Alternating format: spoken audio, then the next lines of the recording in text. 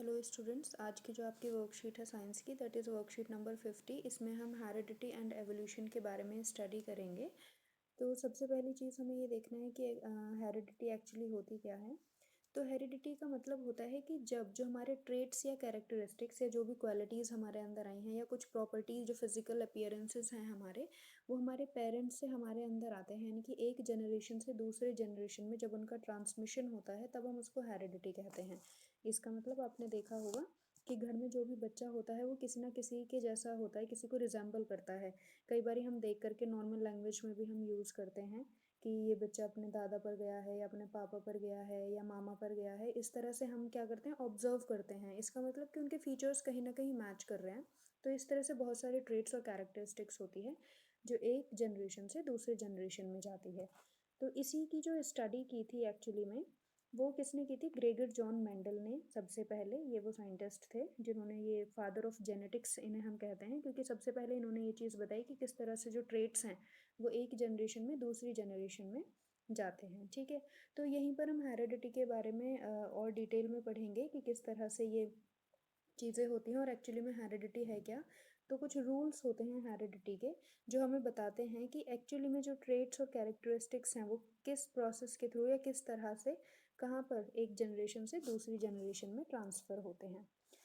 तो इसमें जो थे एक्चुअली में है क्या कि जितने भी ये रूल्स हैं, जो rules for the inheritance of traits और मेंडल्स कंट्रीब्यूशन जो हम पढ़ने वाले हैं एक्चुअली में, तो इसमें क्या हुआ था कि जो भी हमारे रूल्स होते हैं या जितनी भी ट्रेट्स हैं या कैरेक्टरिस्टिक्स हैं जो ह्यूमन बींग्स में ट्रांसफ़र होती हैं, ठीक है, तो वो फादर और मदर दोनों से होती हैं।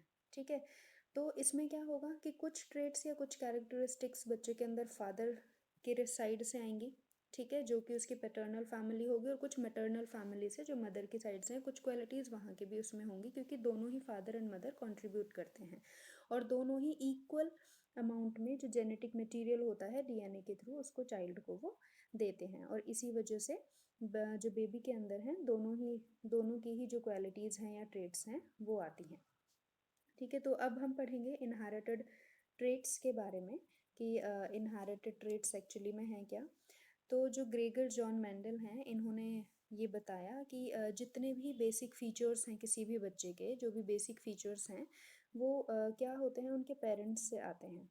यानी कि अपनी उनकी जो पहली जनरेशन है वो उससे आते हैं और वो उनके पेरेंट्स से मिलते जुलते हमें दिखते हैं। और इसी तरह से जनरेशन बाय जनरेशन वेरिएशंस आती रहती हैं, लेकिन कहीं ना कहीं वो ट्रेट्स क्या होते रहते हैं, डोमिनेट होते रहते हैं और हमें दिखते रहते हैं। जैसे कि इसमें एक एग्जाम्पल भी दिया हुआ है कि free and attached ear lobes are two variants found in human populations. Means आपने देखा होगा, अगर कान जहाँ पर बाली पहनते हैं, जैसे ये जॉन मेंडल का ईयर है, तो ये वाला पार्ट ईयर का जहाँ पर बाली पहनते हैं, किसी के ये बिल्कुल चिपका हुआ होता है और किसी का अलग होता है। तो ये टू वेरिएंट्स हैं जो ह्यूमन पॉपुलेशन में नॉर्मली फाउंड होते हैं, free and attached ear lobes.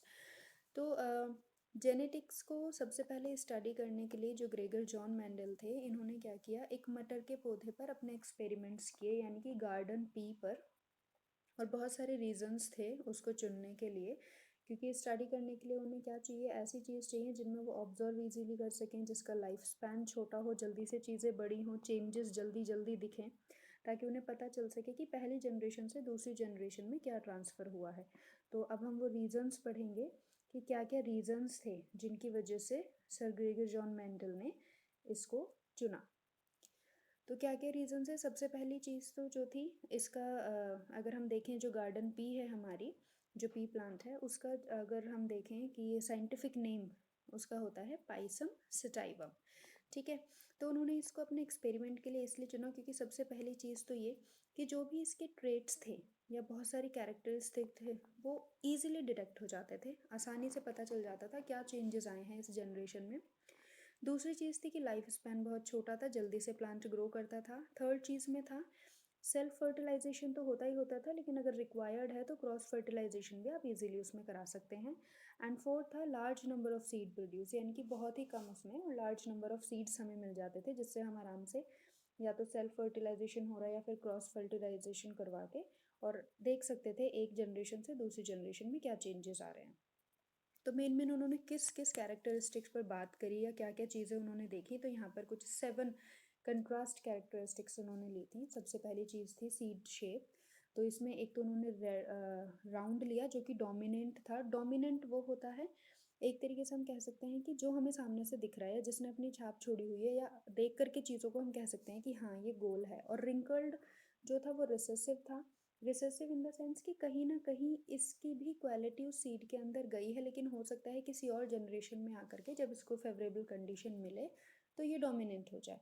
लेकिन फिलहाल ये कैसा था, रिसेसिव था। तो इस तरह से 7 कंट्रास्ट फीचर्स लिए थे उन्होंने, एक डोमिनेंट और एक रिसेसिव। सीड कलर में उन्होंने येलो एंड ग्रीन लिया था। फ्लावर कलर्स में एक वॉयलेट फ्लावर वाला प्लांट लिया था और दूसरा वाइट वाला। फ्लावर पोजीशन में एक एक्सियल ली थी और एक उसकी टर्मिनल ली थी। उसके बाद पॉड शेप यानी कि जो फली आती थी वो उन्होंने एक ली थी इन्फ्लेटेड और एक ली थी कॉन्स्ट्रिक्टेड, यानी कि जिसमें जो सीड्स के अकॉर्डिंग हमें शेप दिखती है। ठीक है।